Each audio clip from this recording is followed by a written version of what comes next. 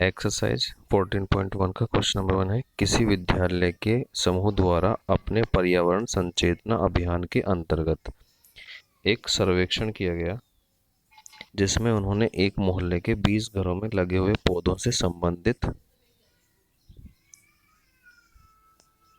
निम्नलिखित आंकड़े एकत्रित किए। प्रति घर माध्य पौधों की संख्या ज्ञात कीजिए। यानी a survey was conducted by a group of students as a part of their environment awareness program, in which they collected the following data regarding the number of plants in 20 houses in a locality. Find the mean number of plants per house. इसमें पौधों की संख्या यानी number of plants दिया हुआ 0 to 2, 2 to 4, 4 to 6 and 6 to 8, 8 to 10, 10 to 12, 12 to 14 और नीचे दिया हुआ है घरों की संख्या यानी नंबर ऑफ हाउसेस दिए हुए हैं। अब इसमें क्या है, आपको जो नंबर ऑफ प्लांट्स होते हैं इन्हें बोलते हैं क्लास इंटरवल। ये तो हम इस क्लास इंटरवल को यहाँ लिख लेते हैं, ये हो गया हमारे क्लास इंटरवल। इसके बाद इसमें दिया हुआ है घरों की संख्या, तो घरों की संख्या को लिख लेते हैं हम एफ, ये हो गया हमारी फ्रीक्वेंसी। इसके बाद हम इसमें जिसमें क्लास इंटरवल दिया होता है मध्यमान निकालते हैं। मध्यमान जो निकालते हैं उसके लिए जो क्लास इंटरवल दिए होते हैं हमें उसको जैसे 0 to 2 लिखा हो पहले, तो 0 को बोलते हैं लोअर लिमिट और 2 को बोलते हैं अपर लिमिट। इसमें एक निम्न सीमा और एक उच्च सीमा होती है। निम्न सीमा 0, उच्च सीमा 2, यानी जो पहली लिमिट होती है उसे निम्न सीमा यानी लोएस्ट लिमिट, और जो दूसरी लिमिट होती है यानी इंटरवल होता है उसे बोलते हैं अपर लिमिट यानी उच्च सीमा। फिर मध्यमान निकालने के लिए, अब मध्यमान कैसे निकालते हैं, मध्यमान के लिए जो लोअर लिमिट और अपर लिमिट होती है उन दोनों को प्लस करते हैं। जैसे 0 to 2 दिया है तो 0 और 2 को प्लस करेंगे, 0 और 2 कितना हो 2, इसलिए सभी को प्लस करेंगे। प्लस करने के बाद उन जो सम आता है उसको 2 से डिवाइड करेंगे, 2 से डिवाइड करना है तो 2 को 2 से डिवाइड करो क्या आएगा 1, तो जो पहला मध्यमान आया है वो हमारा आया 1। ठीक है, इस तरह दूसरा निकालते हैं 2 और 4 को प्लस करके, 2 और 4 6, 6 को हाफ कर देंगे 3, दूसरी आ जाएगी 3।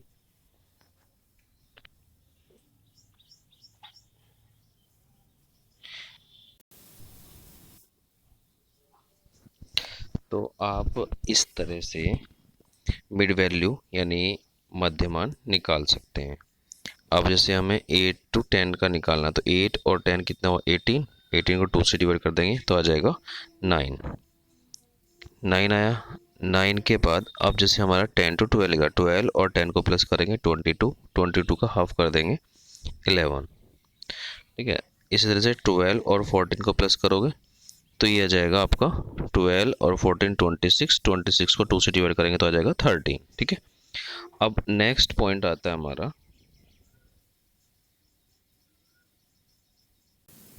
अब हम नेक्स्ट जो कॉलम बनाते हैं वो करते हैं बारंबारता और पदों की गुणा यानी f इंटू एक्स। ठीक है, अब हम निकालेंगे f इंटू एक्स, तो f इंटू एक्स के लिए f और x की टर्म की केवल मल्टीप्लाई करें, जो हमारी मिडिल वैल्यू होती है इसे हम x मानते हैं। ठीक है, तो f और x की मल्टीप्लाई करेंगे यानी 1 इंटू 1 इज 1, फर्स्ट आ गई। इसी तरीके से दूसरे में क्या है 2 इंटू 3 6, थर्ड में 1 इंटू 5 5, 5 इंटू 7 35, 6 इंटू 9 54 और 2 इंटू 11 22 और लास्ट 13 इंटू 3 इज 39। ठीक है, 39 हो गया।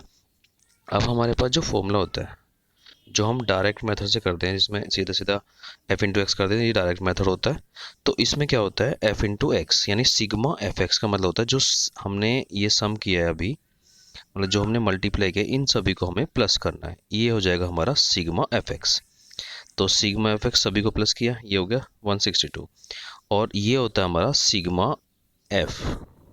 ठीक है, sum of frequency is called sigma F, यानी सभी फ्रीक्वेंसी यानी सभी बारंबारता का योग सिग्मा एफ कहलाता है। तो सिग्मा एफ आप प्लस करेंगे, सिग्मा एफ आ गया पर 20। तो मीन निकालने का फॉर्मूला था sigma F x upon sigma F. Sigma F x था आपका 162 अपॉन 20, तो 162 को 20 से डिवाइड करके हमारा आंसर आया 8.1। तो अब लास्ट में आंसर करना है प्रति घर में पौधों की औसत संख्या बराबर 8.1 पौधे, यानी the required mean of the data is 8.1 plants. Next question हमारा, किसी फैक्ट्री के 50 श्रमिकों की दैनिक मजदूरी के निम्नलिखित बंटन पर विचार कीजिए। इसमें दिया हुआ है मजदूरों की दैनिक मजदूरी दे रखी है रुपयों में, 100 टू 120, 120 टू 140, 140 टू 160, 160 टू 80, 180 और 180 टू 200, ये दिया हुआ है दैनिक मजदूरी रुपयों में। फिर नीचे श्रमिकों की संख्या दी, नंबर ऑफ वर्कर्स दिया हुआ है 12, 14, 8, 6, 10। तो इस टेबल को हम वर्टिकल टेबल में लिख सकते हैं, जो हमारे क्लास इंटरवल यानी दैनिक मजदूरी रुपये में दी, क्लास इंटरवल आते हैं CI लिख लेंगे।